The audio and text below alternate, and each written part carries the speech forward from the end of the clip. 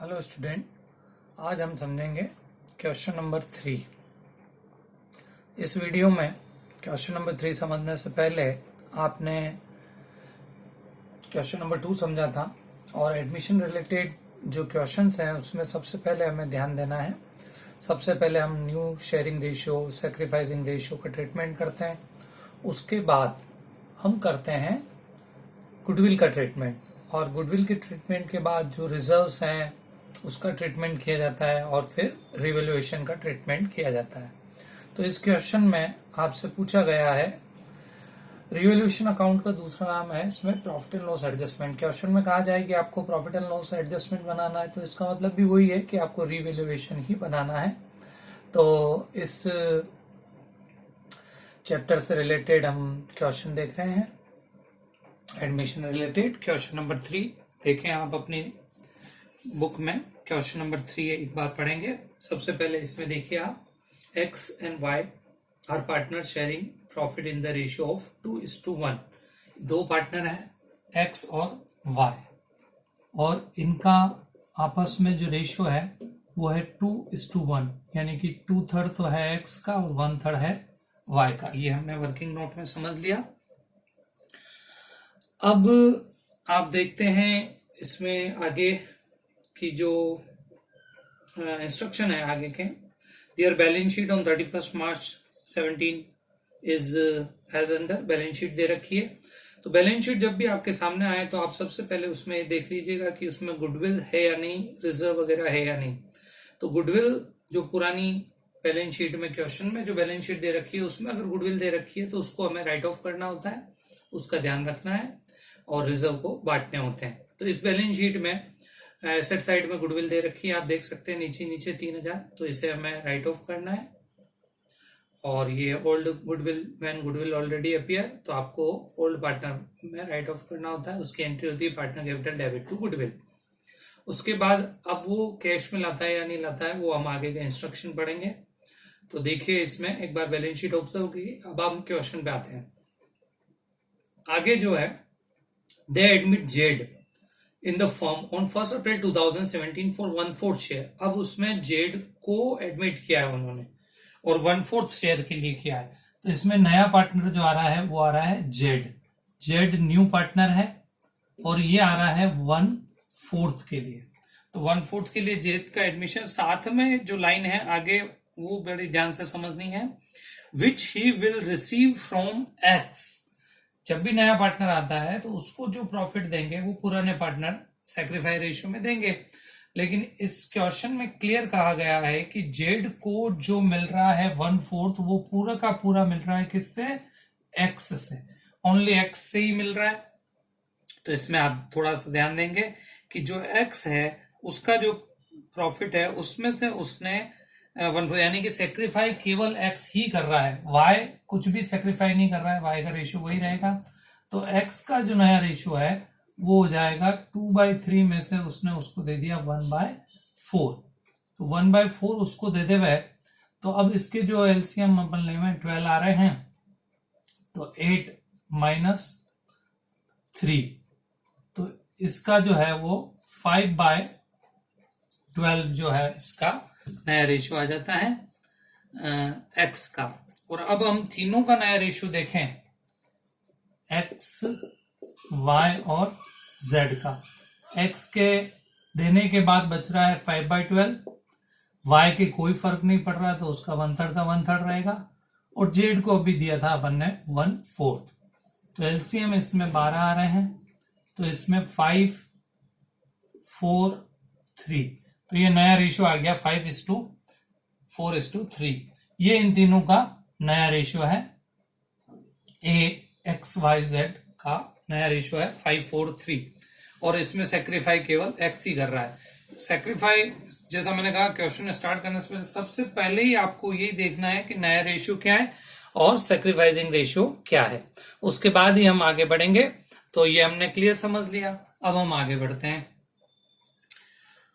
नया रेशियो आ गया है। अब फर्स्ट पॉइंट जो है इसमें, following decision were taken at the time of admission. Z bring 30,000 in cash and share of Ram limited worth 14,000 for his capital. तो कैपिटल के लिए जो नया पार्टनर जेड है वो कुछ कैश ला रहा है और कुछ ला रहा है शेयर। तो शेयर भी एक तरह से एसेट ही है, दूसरे कंपनी के जो शेयर हैं वो लेके आ रहा है, यानी कि उसके इन्वेस्टमेंट है एक तरह से वो। तो ये जो ला रहा है जेड, टोटल 36 तो कैश और 14,000 रुपए के शेयर, यानी कि दोनों मिला के 36 और 14 50,000 रुपए ये कैपिटल के ला रहा है। तो अब हम कैपिटल अकाउंट में इसका इफेक्ट देखेंगे। तो सबसे पहले कैपिटल अकाउंट हमें जो बनाना है उसमें पहले पुराने बैलेंस लिख देंगे हम पर्टिकुलर में। तो इसमें देखिएगा पुराने जो बैलेंस है, सबसे पहला हम ओल्ड बैलेंस जो है पुरानी बैलेंस शीट में दे रखे हैं उससे इसमें नोट कर लेते हैं।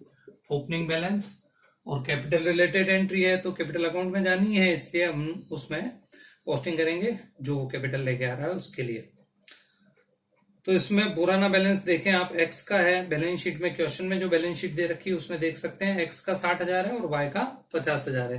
तो इनका 60,000 और 50,000 ये अपन बैलेंस एक बार एंटर कर देते हैं और यहां से ये जो कैपिटल अकाउंट जो है वो स्टार्ट हो जाएगा, 60,000 और 50,000। अब जो जेड लेके आ रहा है कैपिटल लाता है पार्टनर, तो उसके लिए एंट्री होती है bank debit to new partner capital. तो यहाँ पे जेड है तो जेड की कैपिटल आ जाएगी, bank debit to Z capital. और बैंक के साथ साथ वो शेयर भी ला रहा है, तो bank debit share in company limited debit to goodwill. तो इसकी एंट्री में यहाँ शॉर्ट में दिखा देता हूं ताकि आपको पोस्टिंग करने में इजी रहेगी। पैसा ला रहा है उसके लिए एंट्री हो जाएगी बैंक डेबिट, कंपनी के शेयर ला रहा है, शेयर इन जो भी कंपनी लिमिटेड है वो डेबिट टू जेड कैपिटल। ये इसकी एंट्री बन रही है। तो इस एंट्री की पोस्टिंग इसमें करेंगे तो जेड के कैपिटल के क्रेडिट में आएगा बाय बैंक और बाय शेयर इन जो भी कंपनी के ला रहा है वो क्या रहा है राम लिमिटेड। तो यहां पे आ जाएगा बाय बैंक अकाउंट और by share in Ram limited. और 36,000 रुपए तो वो ला रहा है कैश, वो बैंक में आ जाएगा। और आप देखें 14,000 रुपए की वो ला रहा है शेयर, तो ये 14,000 रुपए यहाँ पे आ गया। एंट्री ये बनी bank debit 36,000, share 14,000 to Z capital 50,000। तो ये जेड की कैपिटल में एंटर हो गया है। अब आप देखिएगा आगे, यहां तक हमने समझ लिया जेड कैपिटल ले आया है। और अब आगे नया रेशियो भी निकाल चुके हैं हम, आप देख सकते हैं तीनों का नया रेशियो। और अब हम समझते हैं आगे। तो अगला सेकंड पॉइंट देखें आप, the present value of firms goodwill is 12,000। अभी जो फर्म की गुडविल है, अब गुडविल का ट्रीटमेंट है। गुडविल का ट्रीटमेंट में ये होता है पहले से अगर अपीयर है तो उसको राइट ऑफ करो, और नई गुडविल अगर वो कैश में ला रहा है तो कैश टू गुडविल और goodwill debit to sacrificing partner जो भी सेक्रीफाई कर रहा है। और उसमें सेक्रीफाई खाली एक ही कर रहा है एक्स। तो इसमें फर्म की गुडविल 12,000 है and Z bring his share of goodwill in cash, और जेड अपना शेयर कैश में लाएगा। तो 12,000 फर्म की गुडविल है और जेड 1/4 के लिए एंटर होता है, यानी कि 3,000 रुपए जो है उसको गुडविल लानी है और वो कैश में ला रहा है। और कैश में जब भी लाता है तो कैश टू गुडविल और goodwill debit to sacrificing partner जो भी है। लेकिन उससे पहले जो मैंने आपको बोला क्वेश्चन में जो बैलेंस शीट दे रखी है उसमें देखें आप गुडविल दे रखी है 3,000। तो इस गुडविल को आपको राइट ऑफ करना है सबसे पहले। तो यहां आ जाएगा टू गुडविल, ये जो ऑलरेडी अपीयर है बैलेंस शीट में उसको राइट ऑफ कर रहे हैं। उसको पुराने पार्टनर पुराने रेशियो में करते हैं। पुराना रेशियो आप देख सकते हैं 2:1 है। तो ये 2,000 रुपए एक्स में और 1,000 रुपए वाई में। ये पुरानी जो गुडविल थी वो राइट ऑफ हो गई। अब नई गुडविल का वैल्यूएशन 12,000 है, उसमें से उसका शेयर जेड का है 1/4। 12,000 का 1/4 3,000 हो गया और वो कैश में ला रहा है। और कैश में लाता है तो कैश टू गुडविल और goodwill debit to sacrificing partner जो भी सेक्रीफाई कर रहा है। तो यहाँ पे ये गुडविल मिलेगी केवल एक्स को, क्योंकि जेड जो अपना पूरा शेयर है वो केवल किससे लेता है, एक्स से ही लेता है। ये क्वेश्चन में कह रखा है, इसका मतलब सेक्रीफाई केवल एक्स ही कर रहा है, वाई नहीं कर रहा है, तो वाई को कुछ भी गुडविल नहीं मिलेगी। तो ये हमने समझा गुडविल रिलेटेड ट्रीटमेंट। और अब अगला पॉइंट हम देखते हैं। नया रेशियो निकाल दिया, गुडविल का ट्रीटमेंट हो गया। अब जो है रिवैल्यूएशन और जो रिजर्व दे रखे हैं अपने को उन्हें बांटने हैं, उसकी एंट्री करनी है। तो रिजर्व से रिलेटेड एंट्री आप देख सकते हैं पहले चाहें तो, और फिर आपको इसमें P&L एडजस्टमेंट भी बनाना है। तो इसमें देखें आप टोटल जो रिजर्व वगैरह है वो भी दे रखे हैं, वर्कमैन कंपेंसेशन रिजर्व। इसके अगेंस्ट कभी कभी लाइबिलिटी होती है तो पहले उस लाइबिलिटी को कंसीडर करना होता है, और जनरल रिजर्व फ्री रिजर्व है तो उसे हम बांट सकते हैं। तो यहाँ पे एक बार जनरल रिजर्व बांट देते हैं और वर्कमैन कंपेंसेशन के लिए अपन जैसा क्वेश्चन में होगा वो करेंगे। तो यहाँ एक बार हम फ्री रिजर्व यानी कि जो जनरल रिजर्व है उसे एक बार डिस्ट्रीब्यूट कर देते हैं पुराने पार्टनर में, पुराने रेशियो में। पुराना रेशियो है 2:1, ये आपको स्टार्टिंग में बताया ही था। और रिजर्व जो दे रखा है 9,000 रुपए, तो 9,000 को 2:1 में हम डिवाइड कर देते हैं, तो ये 6,000 तो आएंगे इसके पुराने पार्टनर में, पुराने रेशियो में रिजर्व बांटा जाता है। ये हमने बांट दिया, एंट्री हुई इसकी general reserve debit to partner capital, तो पार्टनर कैपिटल के क्रेडिट में आ गया बाय जनरल रिजर्व, और 2:1 के रेशियो में हमने बांट दिया। अब क्वेश्चन देखें आप, क्वेश्चन में सबसे पहले दे रखा है थर्ड पॉइंट, 2 पॉइंट हम कर चुके हैं। अब थर्ड पॉइंट पे आते हैं। क्वेश्चन में थर्ड पॉइंट आप ऑब्जर्व करें, provision for bad debts on debtor be increase to 10% and outstanding salary is not required now. तो ये P&L एडजस्टमेंट से रिलेटेड है या रिवोल्यूशन से रिलेटेड। इस क्वेश्चन में P&L एडजस्टमेंट बोला है, इसलिए यहाँ पे क्या बनाया P&L एडजस्टमेंट, और ये रिवोल्यूशन ही है सेम, ठीक है, दोनों नाम से जाना जाता है। ये करना है, बिल्डिंग अंडर वैल्यूड है, और उसके बाद क्रेडिटर में भी एक एडजस्टमेंट है, और वर्कमैन कंपेंसेशन की लाइबिलिटी भी हमें दे रखी है। तो इन सब का एडजस्टमेंट जो है वो P&L एडजस्टमेंट में आएगा। इसमें प्रॉफिट एंड लॉस एडजस्टमेंट बनाना है, चाहे रिवोल्यूशन बोलो उसको, एक ही बात है।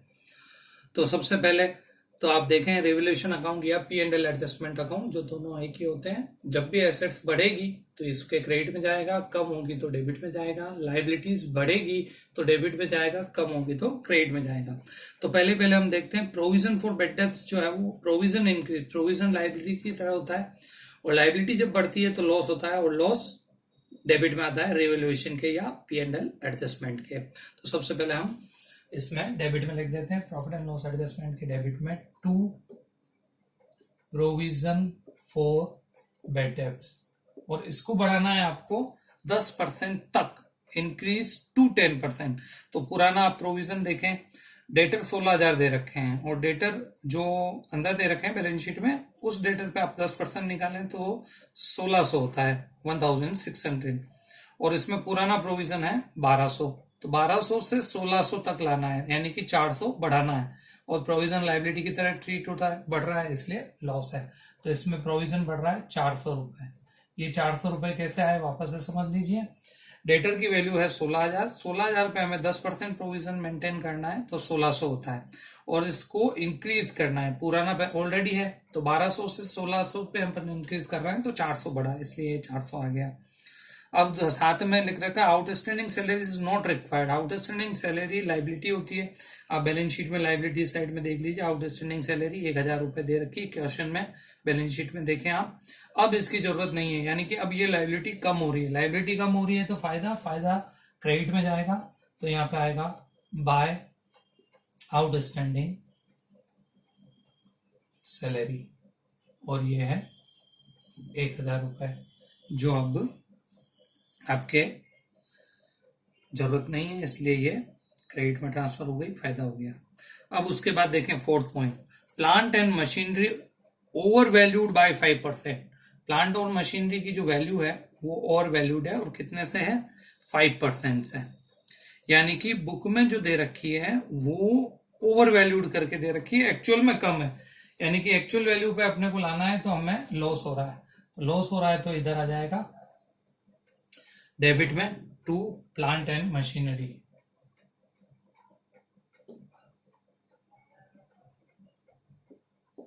तो प्लांट एंड मशीनरी जो है बुक में दी गई है वो ओवर वैल्यूड है, जैसा लैंग्वेज है क्वेश्चन की, plant and machinery over valued bye 5%, यानी कि 5% से बढ़ा के दिखा रखी है बुक में। तो बुक में जो बता रखी है ये अमाउंट मैं यही बता देता हूं कैसे कैलकुलेट करेंगे। 42,000 बुक में बता रखी है और ये 5% ज्यादा है, यानी कि इसमें 5% जुड़ा हुआ था, यहाँ आएगा 105, यानी कि 5.105 करेंगे तो इसमें जुड़ा हुआ जो है वो 5% अलग हो जाएगा। तो इसमें देखें आप 5% जो जुड़ा हुआ है वो 42,000, तो यहाँ पे 2,000 रुपए आएंगे। 2,000 से उसकी वैल्यू ज्यादा है। एक्चुअल वैल्यू कितनी है, 42 में से 2 माइनस कर दो आप, 40,000 ही है, और 40,000 का 5% 2,000 होता है, वो जोड़ के ज्यादा बता रखा था, उसको हमने कम कर दिया। तो ये समझ में आया होगा आपको। तो जब भी ओवर वैल्यूड हो तो उसमें अपन करेंगे रेट अपॉन 100 प्लस रेट, तो रेट अपॉन 100 प्लस रेट किया, और अंडर वैल्यूड हो तो माइनस करेंगे रेट अपॉन 100 माइनस रेट, जैसा कि इसमें आगे है देखें आप। And stock is to be increased by 2,400, stock बढ़ाना है, स्टॉक बढ़ाना है मतलब फायदा है, एसेट्स बढ़ रही है तो क्रेडिट में जाएगा बाय स्टॉक, और स्टॉक बढ़ाना है 2,400 रुपए से, 2,400 रुपए से स्टॉक की वैल्यू बढ़ गई तो क्रेडिट में आ गया। अब हम देखते हैं आगे, समझिएगा आप क्या अगला जो पॉइंट है इसका, फोर्थ पॉइंट हमने किया। अब fifth point, building under valued bye 10%, ये इसका अपोजिट आ गया। अभी आया था जैसे plant and machinery over valued, तो अपन ने किया 5.105, और बिल्डिंग अब कम है यानी कि उसकी एक्चुअल वैल्यू ज्यादा है, तो ज्यादा जो बढ़ रही है, एक्चुअल में वैल्यू ज्यादा है, बुक में कम पे दिखा रखी है, तो यहाँ पे कितना बढ़ेगा वो निकालने के लिए अपन यहाँ करेंगे बिल्डिंग, और बिल्डिंग की जो बुक में वैल्यू आप देख सकते हैं, बुक में दे रखी है 36,000 और ये 10% कम पे है। तो मैंने बोला ना अभी आपको ओवर वैल्यूड होगा तो rate upon 100 plus rate, under valued होगा तो रेट अपॉन 100 माइनस रेट, और ये 10% से ज्यादा है, 100 माइनस 10 तो 90 आ जाएगा। तो इसमें जुड़ा हुआ ये जो है एक्चुअल पता चल जाएगा। तो आप देखें इसमें अंडर वैल्यूड है, बुक में जो दे रखी वो वैल्यू अंडर वैल्यूड है, तो यहाँ 4,000 रुपए से बिल्डिंग बढ़ेगी अगर उसको एक्चुअल वैल्यू मिलाएं। तो ये बिल्डिंग हमने बढ़ रही है, बुक में जो दे रखी है वो अंडर वैल्यूड है, वास्तव में उसकी कीमत ज्यादा है, 40,000 है, और जबकि 36 पे बता रखी, तो 4,000 जो बढ़ रहे हैं वो हमने शो कर दिए। उसके बाद देखें आप 6 point, sundry creditor were return back by 4,000, creditor को डायरेक्ट कम कर रहे हैं, क्रेडिटर लाइबिलिटी है, लाइबिलिटी कम हो रही है, लाइबिलिटी कम हो रही है तो फायदा है, फायदा क्रेडिट में आएगा, तो यहाँ आ जाएगा बाय क्रेडिटर, और क्रेडिटर बढ़ रहे हैं, इससे कम हो रहे हैं इसमें 4,000 से, तो 4,000 का हमें फायदा है रिवैल्यूएशन या P&L एडजस्टमेंट अकाउंट के क्रेडिट में हमने उस प्रॉफिट को लिख दिया। अब आप देखें आगे, एक लाइबिलिटी है 7 point, liability against workman compensation determine 9,000, workman compensation के लिए इसमें आपके रिजर्व बना हुआ है। तो बैलेंस शीट में देखें आप, रिजर्व कितना है 6,000 का, और लाइबिलिटी है 9,000, यानी कि 3,000 रुपए हमें एक्स्ट्रा पे करने पड़ेंगे। 6,000 की तो पहले से अपने लिए व्यवस्था है क्योंकि रिजर्व बना हुआ है उस लाइबिलिटी के लिए। तो लाइबिलिटी जो वर्कमैन कंपेंसेशन की है वो 3,000 से बढ़ रही है, तो हमारे लिए नुकसान है, लाइबिलिटी बढ़ेगी तो लॉस है, वो इधर आ जाएगा, यहाँ आ जाएगा to liability for workman compensation, और यहाँ 3,000 ही आएंगे। लाइबिलिटी वैसे 9,000 से बढ़ रही है, लेकिन 6,000 से पहले से रिजर्व अवेलेबल है, तो रिजर्व उसमें एडजस्ट हो जाएगा, तो 3,000 रुपए की एक्स्ट्रा लाइबिलिटी पे करनी है, वो हमारे लिए लॉस है, तो लॉस रिवैल्यूएशन या P&L एडजस्टमेंट के डेबिट में आता है। तो ये हमने लाइबिलिटी एंटर कर दी, ये हमारा कंप्लीट हुआ। अब इस पे प्रॉफिट है या लॉस वो हमें कैलकुलेट करना है। तो अब हम देखते हैं, इसमें आप टोटल देखिएगा, इधर की 4 4 8 तो 10 और 11 400, इधर है 3 2 5 400, तो कुल मिला के इसमें क्रेडिट साइड का टोटल ज्यादा है, इधर का टोटल लिख देता हूं मैं 11,400, और उस 11,400 में से हम डेबिट का माइनस करेंगे जो आ रहा है 5,400, तो हमारे प्रॉफिट जो है वो आ जाएगा, और इसमें प्रॉफिट आ रहा है 6,000 रुपए, और ये प्रॉफिट जो है पुराने पार्टनर में पुराने रेशियो में बांटा जाता है। तो to partner capital, old partner कौन है इसमें, एक्स और वाई, और इनका जो ओल्ड रेशियो है वो है 2:1, यानी कि इसके 4000 और इसके 2000 का ये रिवैल्यूएशन का प्रॉफिट इनको ट्रांसफर हो जाएगा। और क्वेश्चन में कहीं भी नहीं कहा गया है कि ओल्ड वैल्यू नहीं दिखानी है, तो इसमें वैल्यू भी अपन अल्टर कर रहे हैं, इसलिए मेमोरेंडम रिवैल्यूएशन नहीं बनेगा। बाकी इस जगह क्या बनता, मेमोरेंडम, जैसे क्वेश्चन नंबर 2 में हमने सेकेंड पार्ट में समझा। तो कुछ नहीं कहा हो तो नॉर्मल अपने को रिवैल्यूएशन या P&L एडजस्टमेंट का ट्रीटमेंट करना है। ये सारा हो गया। अब इसमें लिख रखा है प्रिपेयर P&L एडजस्टमेंट अकाउंट, ये तो हम बना ही चुके हैं। फिर पार्टनर कैपिटल कंप्लीट करना है और फिर बैलेंस शीट बनानी है। अब हम पार्टनर कैपिटल कंप्लीट करते हैं। तो पार्टनर कैपिटल में आप देखिए, अभी जो ये प्रॉफिट आया, profit and loss adjustment account के क्रेडिट में अपन ने लिखा, तो वो अब आप देख सकते हैं, इसमें हम ट्रांसफर करेंगे। तो यहाँ आएगा by P&L adjustment account, profit and loss adjustment में डेबिट में आया पार्टनर कैपिटल, तो पार्टनर कैपिटल के क्रेडिट में आ जाएगा। ये प्रॉफिट हम ट्रांसफर करते हैं, 4000 तो एक्स के और 2000 इसके वाई के। अब देखें, आप जनरल रिजर्व आप बांट चुके हैं, गुडविल का ट्रीटमेंट आप कर चुके हैं, और रिवैल्यूएशन या P&L एडजस्टमेंट अकाउंट का प्रॉफिट आप बांट चुके हैं। तो ये अब आपके कंप्लीट होता है पार्टनर कैपिटल। अब पार्टनर कैपिटल के आप बैलेंस निकालेंगे और फिर बनेगी आपके बैलेंस शीट। तो अब हम इसके बैलेंस निकाल लेते हैं। देखें आप, तो टोटल हो रहा है, आप देखें पार्टनर कैपिटल में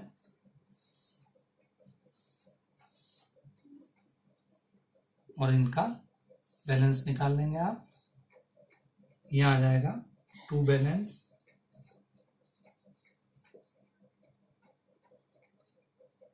CD, और ये जो है आपके बैलेंस शीट में शो होगा।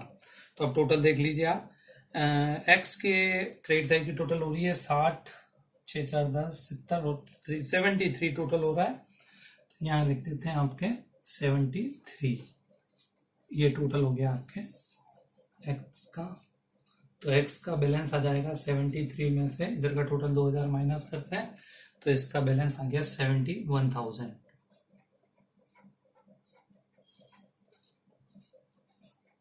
अब उसके बाद इसका आप टोटल देखें, 50 और ये 5, 55 टोटल हो रहा है।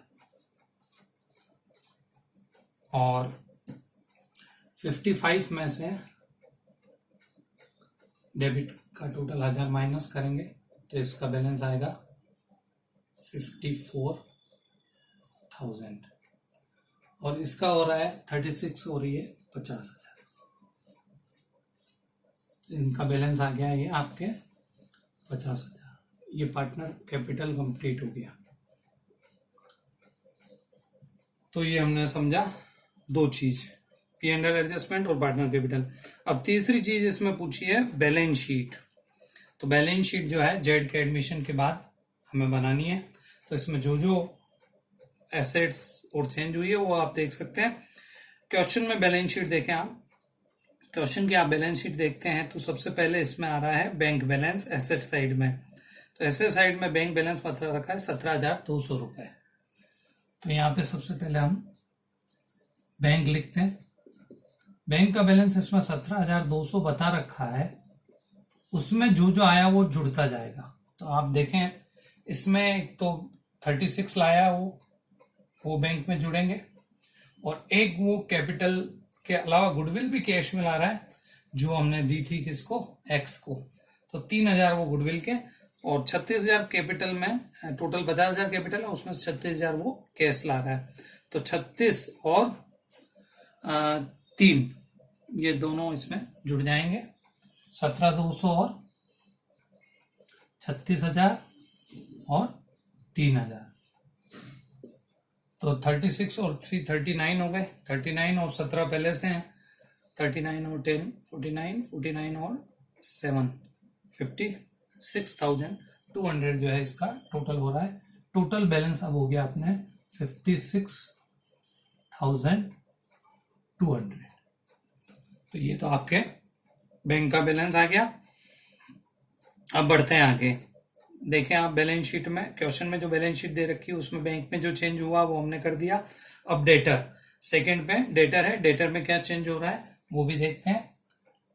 डेटर इसमें दे रखे हैं आपके बैलेंस शीट में 16,000, और पुराना जो इसमें प्रोविजन है वो 1200 था, लेकिन हमने यहाँ पे प्रोविजन 400 से बढ़ा दिया, तो अब प्रोविजन हो गया 10% पे, यानी कि 1600 पे। तो अब इसमें से जो चेंज हुआ है वो लेस होगा, तो इसमें से लेस होगा प्रोविजन फॉर बेड डेट्स 1600 रुपए। 1600 लेस करके 16,000 में से 1600 लेस करेंगे तो ये डेटा आ जाएंगे आपके 14,400। तो ये तो हो गया आपके डेटर का काम। डेटर के बाद वापस आप क्वेश्चन में बैलेंस शीट देखें। स्टॉक, स्टॉक इसमें 43 दे रखा है, लेकिन स्टॉक में 2400 रुपए आपने बढ़ाए थे, तो 43,000 में 2,400 और जोड़ेंगे आप, तो ये 45,400 हो जाएगा स्टॉक।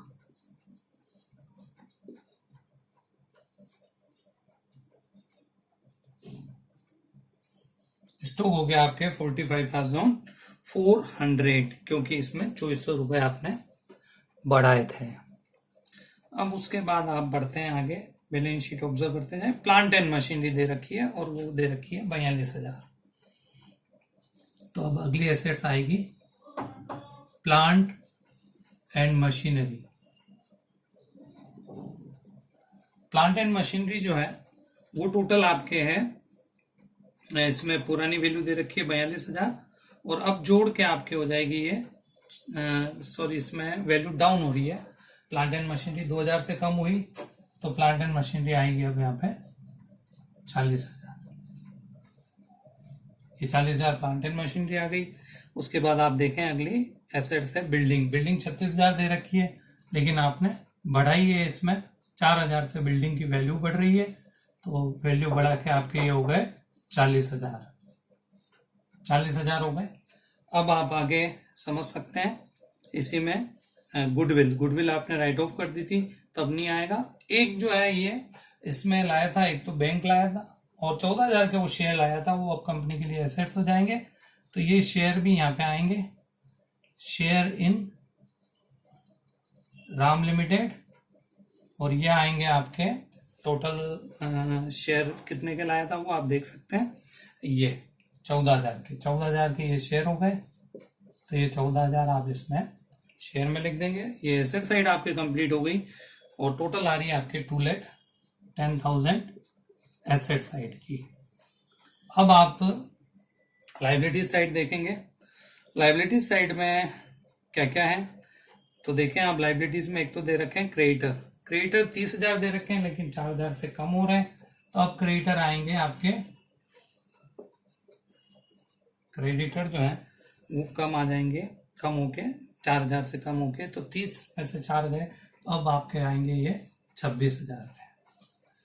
फिर वापस आप बैलेंस शीट देखें क्वेश्चन में, आउटस्टैंडिंग सैलरी अब जरूरत नहीं है तो हट जाएगी, क्योंकि वो पूरी की पूरी आपने खत्म कर दी है।